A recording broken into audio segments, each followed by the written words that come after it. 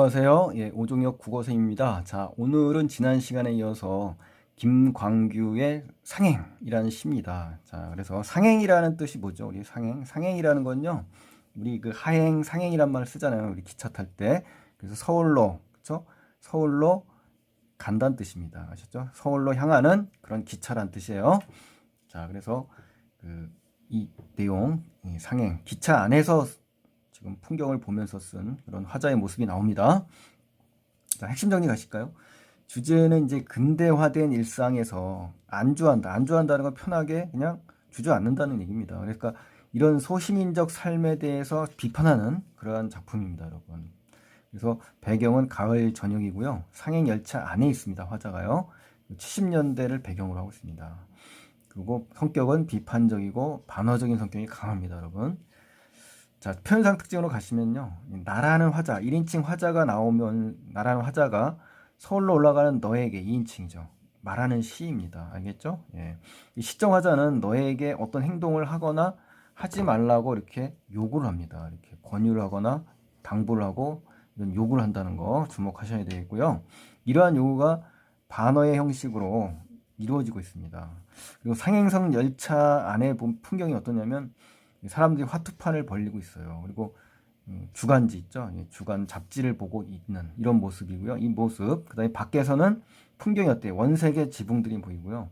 TV 안테나들이 보입니다. 그래서 이러한 안과 밖의 풍경을 언급하면서 상징적 의미를 제시하게 됩니다. 아셨죠?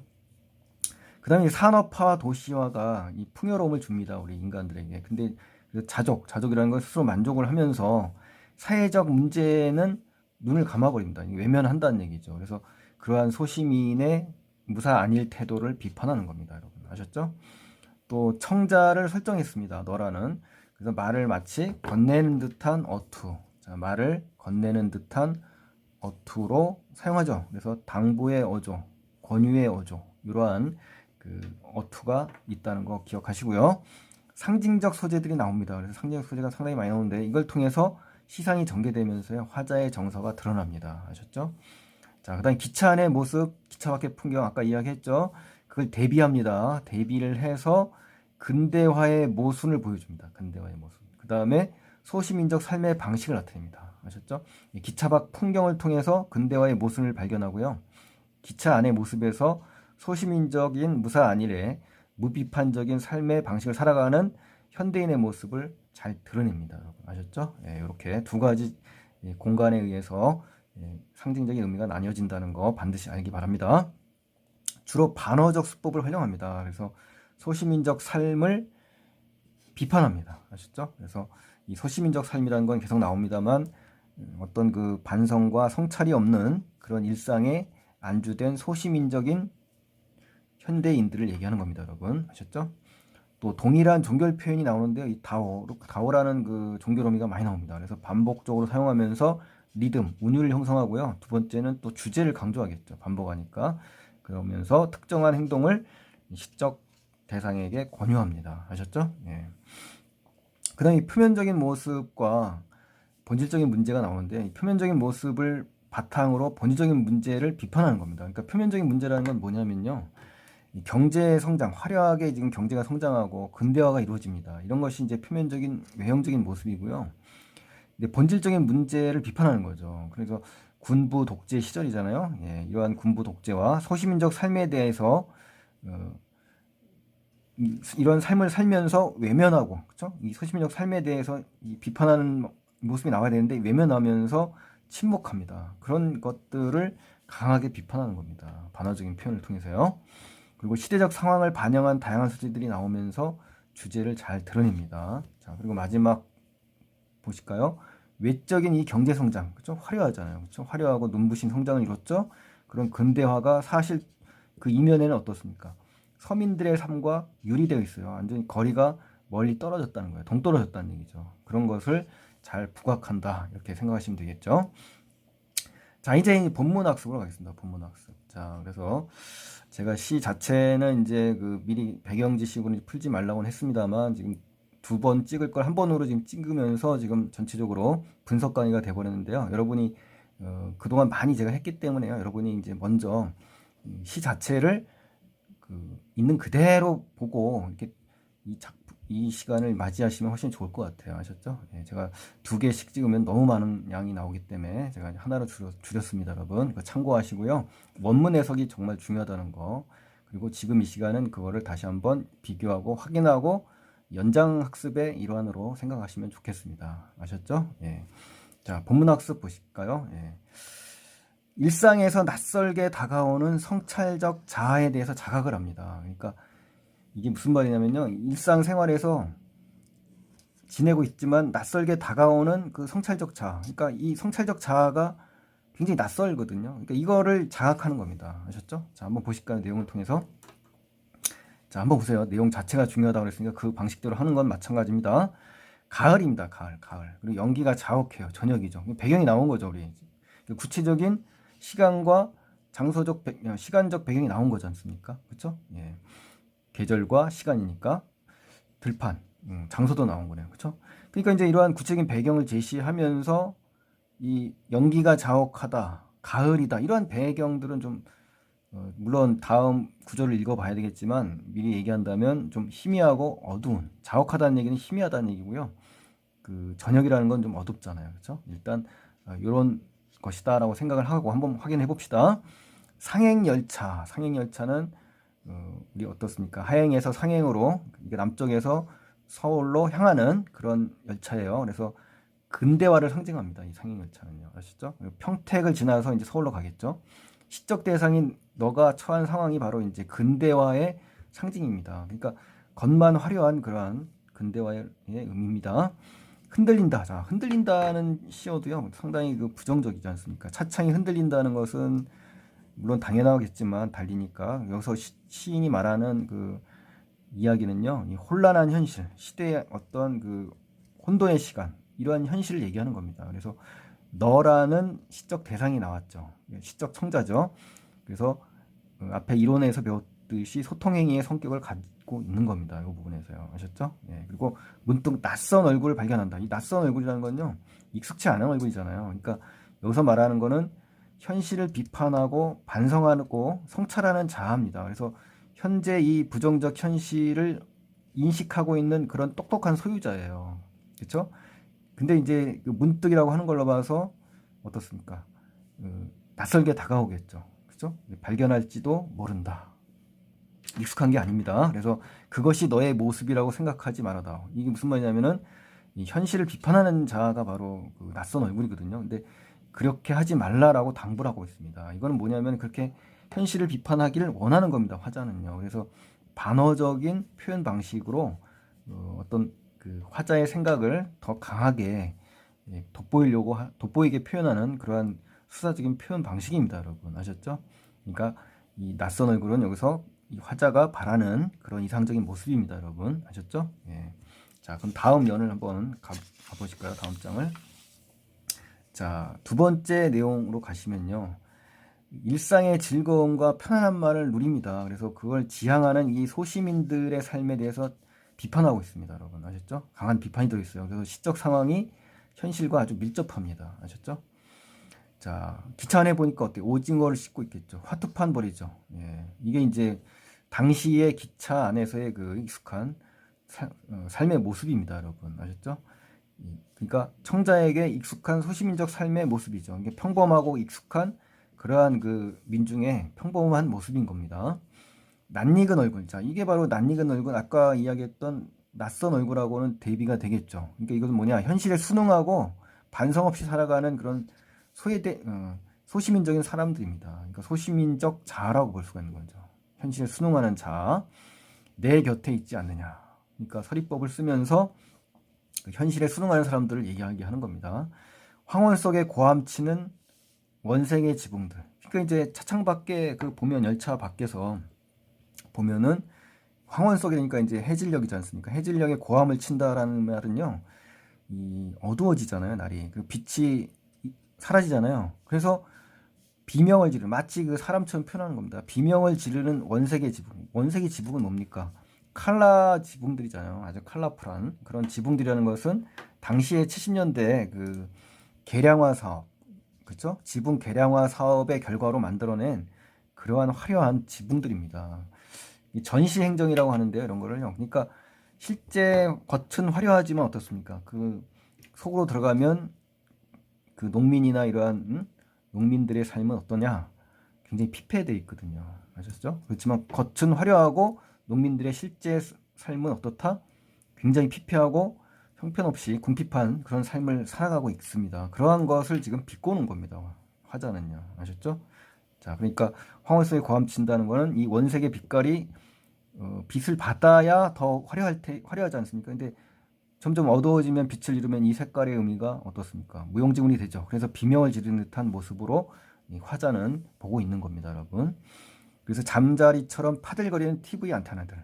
요즘은 뭐 TV 안테나가 안 보이겠습니다만 이 당시만 해도 거의 전봇대 또는 TV 안테나들이 굉장히 많았습니다. 근데 이건 뭘 말하는 거냐? 당시에 이 원생의 지붕들, TV 안테나 이런 건 근대화를 의미하는 겁니다. 근대화. 그래서 그렇지만 진정한 근대화가 아니라 왜곡된 근대화다. 겉만 화려하다 이겁니다. 그러니까 겉은 농촌의 발전으로 이룬 것 같지만 뭐 새마을 운동이라든가 이런 운동으로 실질적으로는 굉장히 연약하고 흔들린다. 이 파들거린다는 것은 이 의태어거든요. 그러니까 흔들거리는, 연약하게 흔들거리고 있는 겁니다.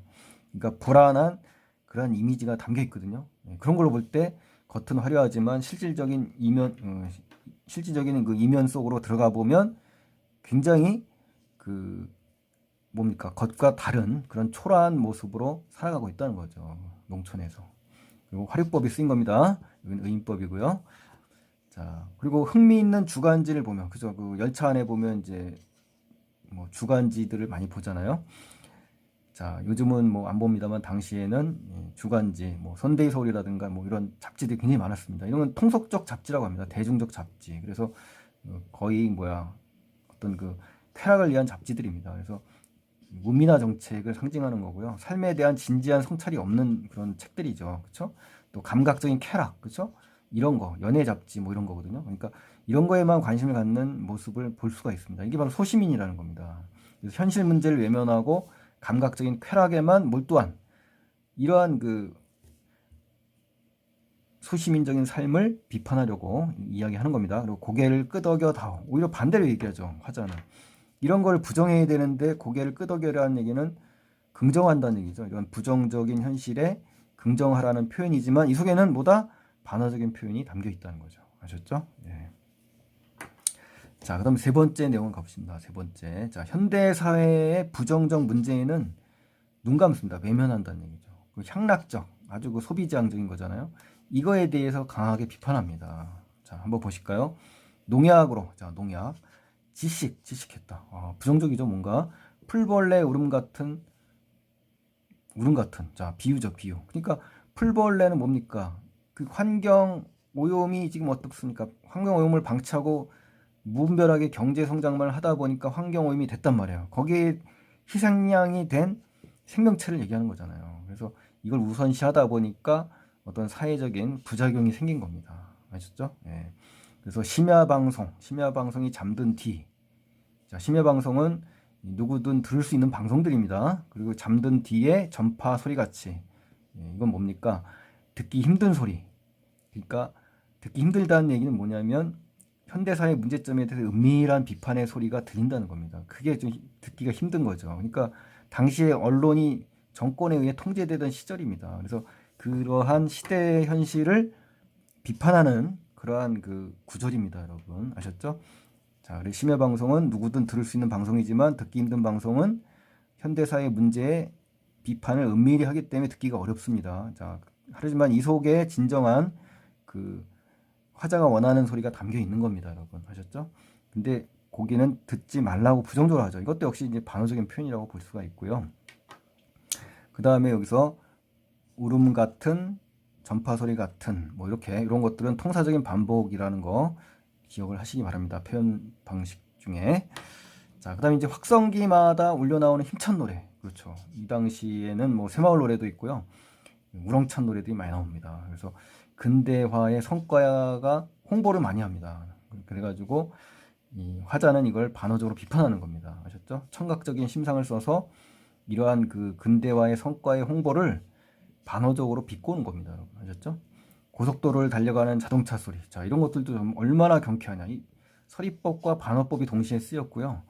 표면적인 경제 성장을 지금 반어적으로 표현한 겁니다. 역시 청각적인 심상이 들어있네요. 그렇죠? 예, 그래서 이 부분은 반어적으로 청각적인 심상을 통해서 비꼬고 있다. 어떤 거를 근대화의 성과가 결국은 아무것도 아니다. 그렇죠? 겉만 번지르하다 이거입니다. 실속이 없다는 겁니다. 아셨죠? 자, 예부터 인생은 연행에 비유되었으니 맥주나 콜라를 마신다. 맥주, 콜라라는 건요.